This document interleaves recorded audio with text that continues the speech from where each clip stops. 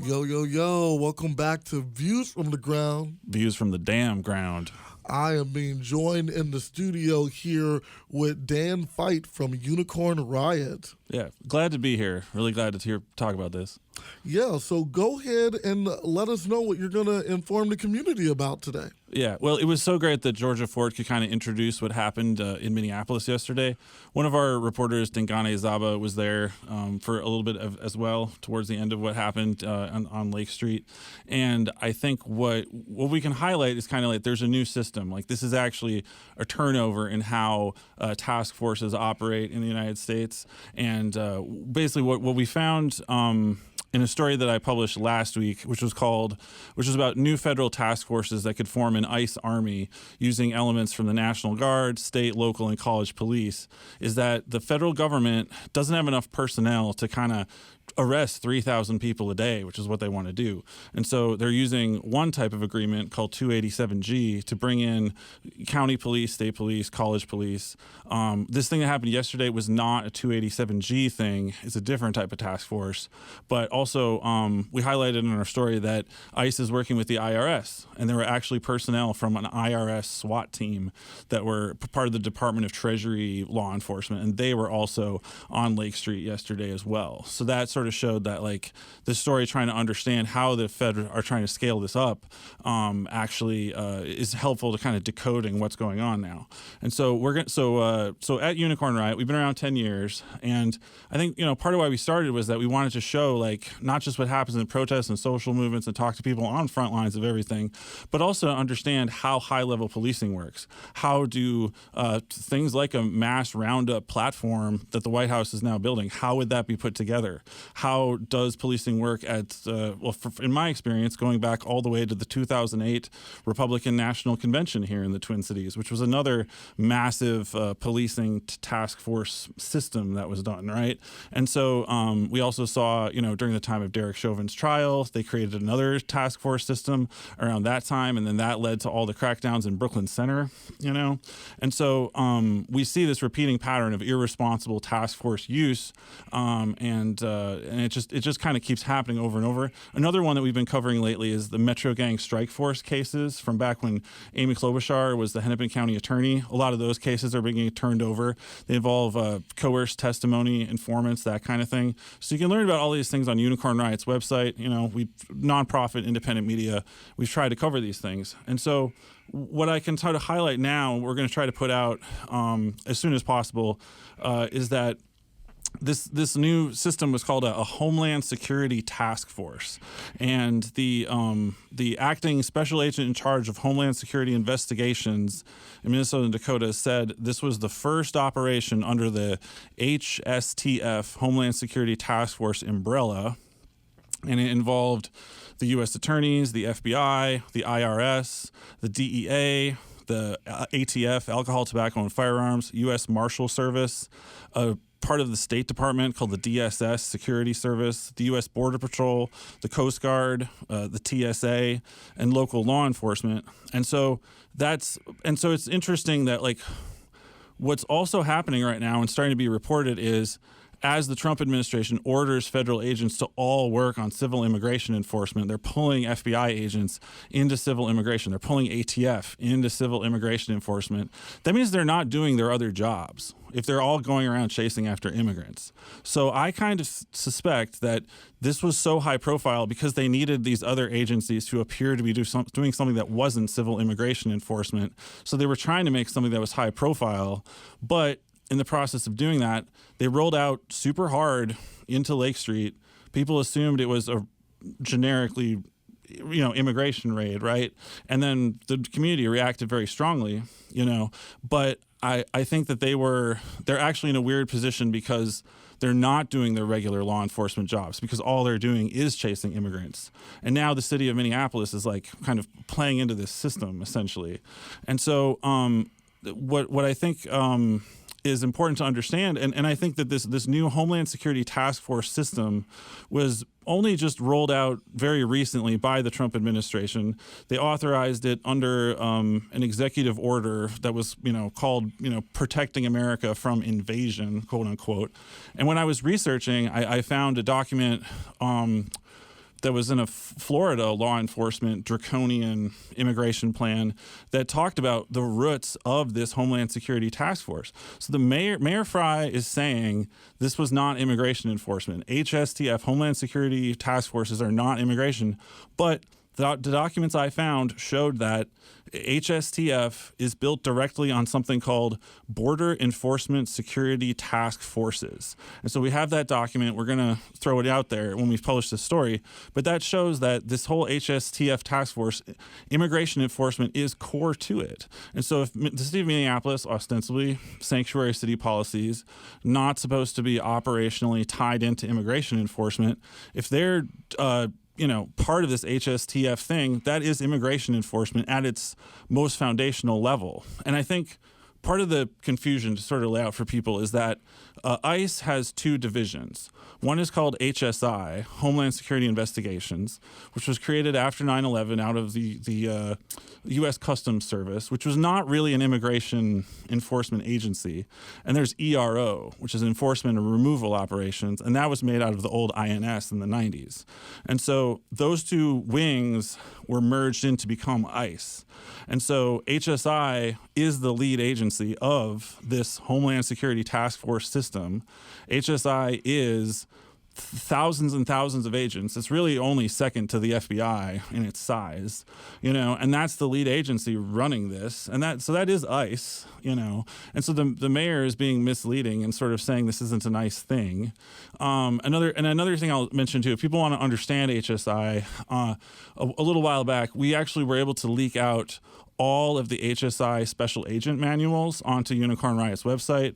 Those are the full and complete manuals. They're not censored or redacted at all. So you can see the special response team manual, which is exactly those kind of SWAT team groups. That's called SRT, or special response team. They rolled that out. People also noticed the badge for special response team had this sort of weird Nordic rune skull on it.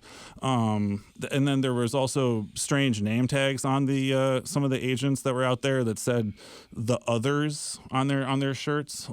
There's a level of unprofessionalism and dangerous irresponsibility with these task forces, and we see that again and again. The agents don't identify themselves. They don't have a name or a number. So then if you go to court, you can't sue them. Yeah, and I mean, they look like straight up malicious gangs. So. Right. It's menacing. It's unprofessional. It's very psychological, obviously, right? It's intended to send a psychological message and sort of shock people and make them surprised, put them back on their heels. But I think if we analyze everything carefully, we look at how all these things are interconnected, that can be empowering. It can be less confusing and baffling to deal with.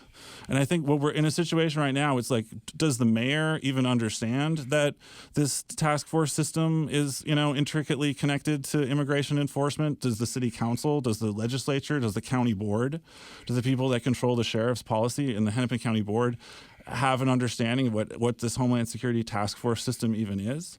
So again, to go back to our ICE Army story, all of these agencies get connected through what are called Memorandum of Agreement or Memorandum of Understanding.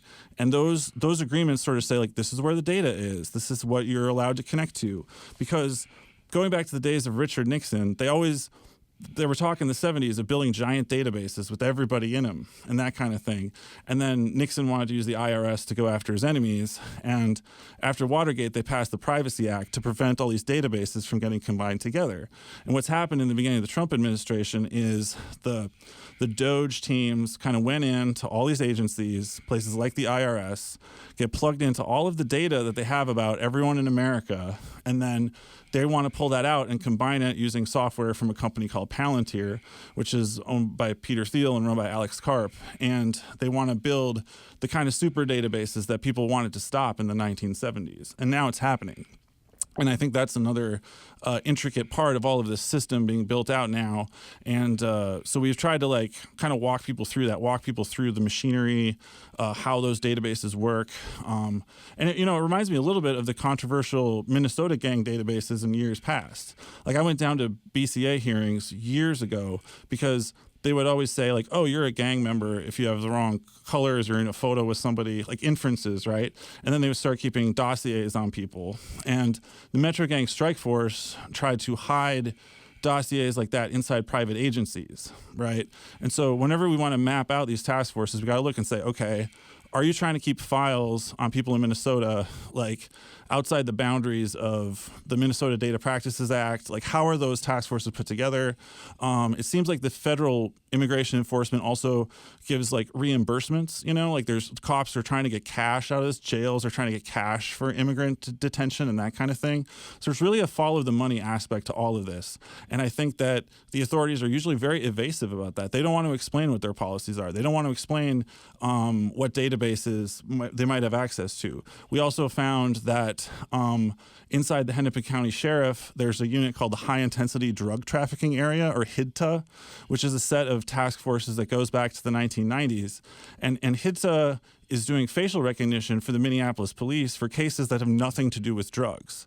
This case, the authorities also claim is about drugs. So the whole war on drugs can easily be used for things that aren't about drugs. They could use the data they collected from this raid to do more civil immigration enforcement. And now they've got the city of Minneapolis' support for gathering data that then ICE can turn around and use for civil immigration enforcement. So we've always found that they're very evasive, over the years about how these databases work, how these things are interconnected, what are the data practices, the Privacy Act restrictions, all of these kind of things.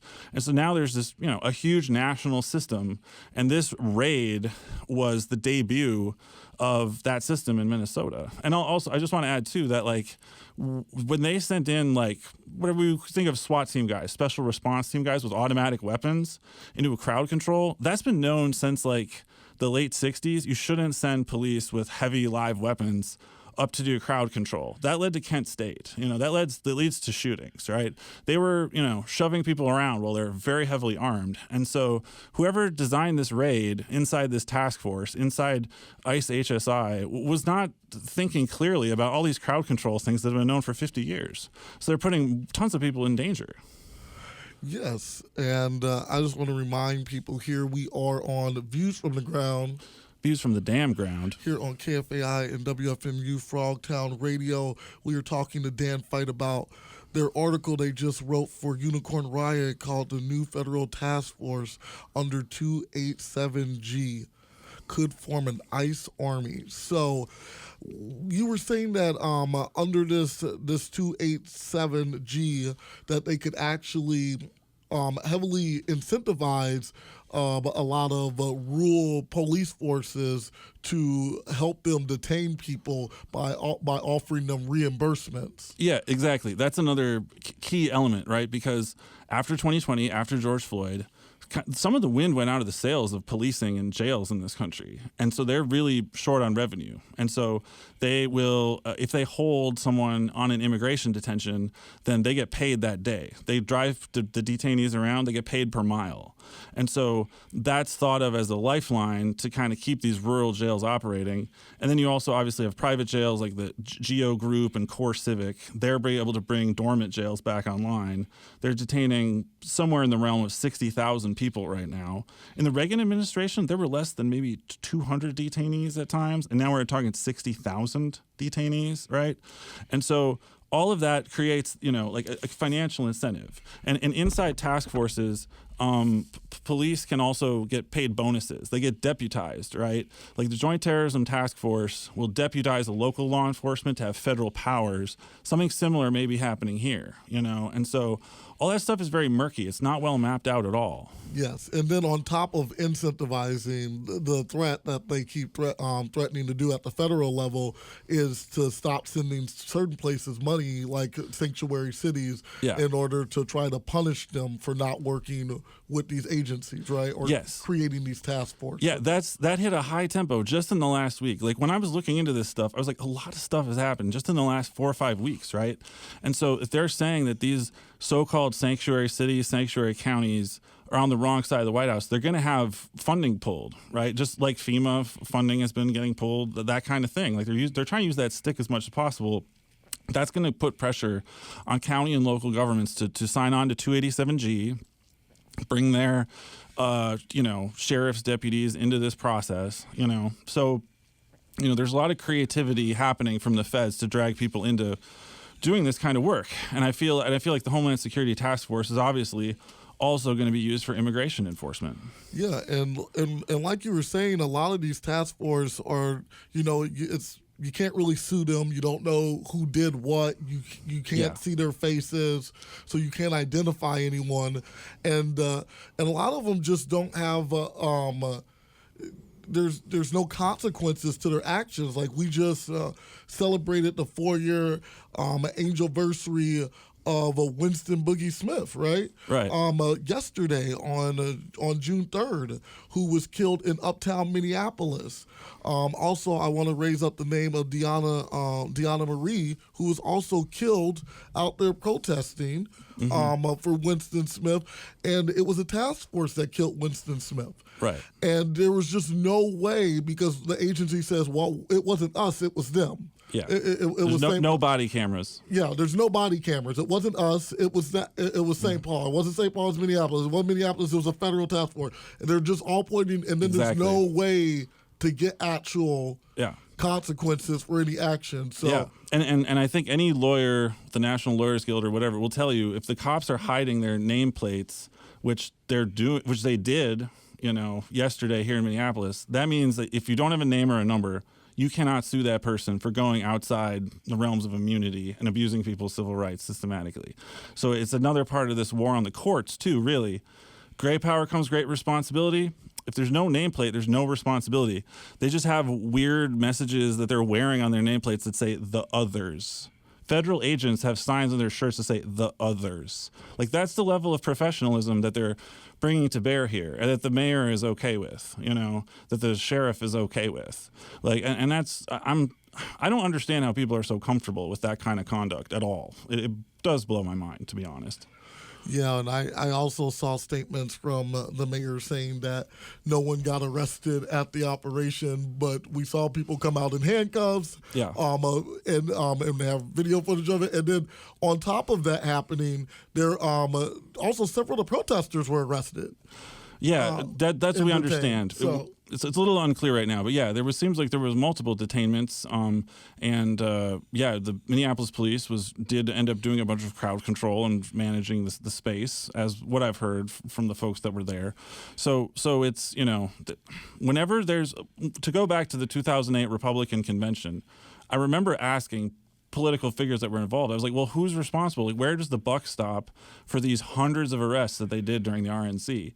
And they're basically like, nobody's really responsible. Like, whenever you create a huge task force thing, no one's ever directly responsible. And the fact they're hiding their nameplates, that we don't know what processes they're using, that shows no one's responsible, that no one's accountable. So the idea of any joint task force is potentially very dangerous, and we see how menacing and how threatening it gets designed to be, like, psychologically, for the people in the neighborhood, and which is disappointing. But it doesn't surprise me that this has happened yet again in Minnesota.